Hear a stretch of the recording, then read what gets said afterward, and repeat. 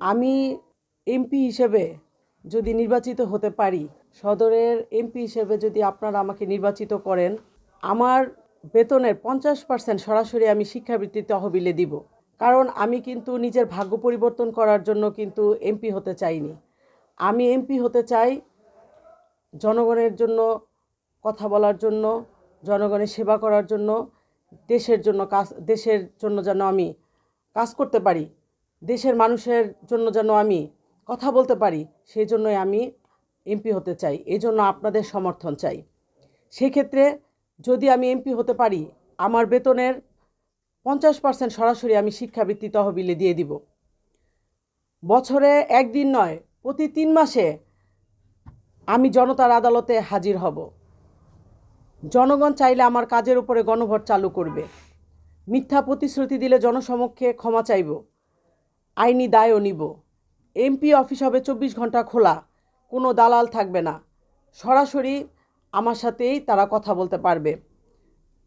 আমি আরও ঘোষণা দিচ্ছি, সরকার থেকে আমি যে বাজেটই আনবো সেই টাকার হিসাব আমি লুকাবো না।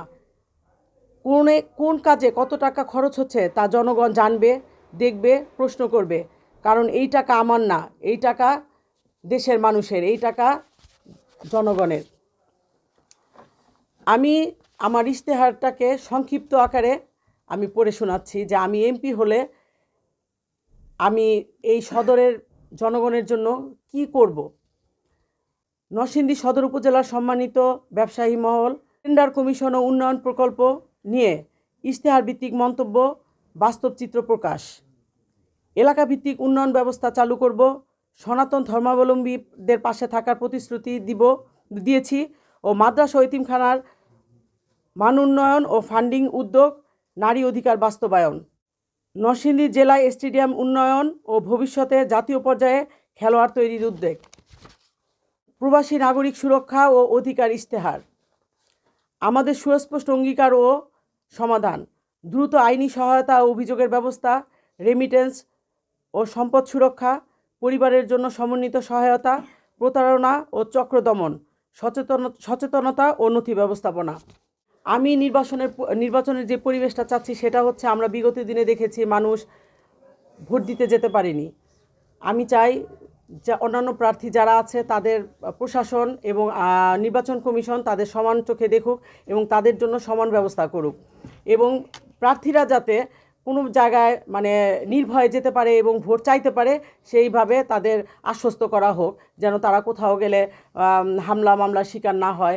বা দেখা গেছে আমি ভোট চাইতে গেলাম, ওইখানে অন্য প্রার্থী যারা পেশি শক্তি আছে বা যারা কালো টাকার প্রভাব বিস্তার করবে তারা আমার উপর আক্রমণ করলো, সেদিকে প্রশাসন যেন ব্যাপকভাবে আমাকে সহায়তা দেয়, এবং অন্যান্য প্রার্থী যারা আছে তারাও যেন এই সহায়তা পায়, এবং মানুষ যাতে নির্ভয়ে ভোট কেন্দ্রে যেতে পারে সেই দিকে যেন প্রশাসন লক্ষ্য রাখে, এবং প্রশাসন যেন আইনি যেই মানে অন্যান্য প্রার্থীরা যেই আইনি মানে সুবিধা পাবে, সবাই যেন সেই সুবিধাটা পায়, সব প্রার্থীরা যেন সেই সুবিধাটা পায় বলে আমি আশা করি।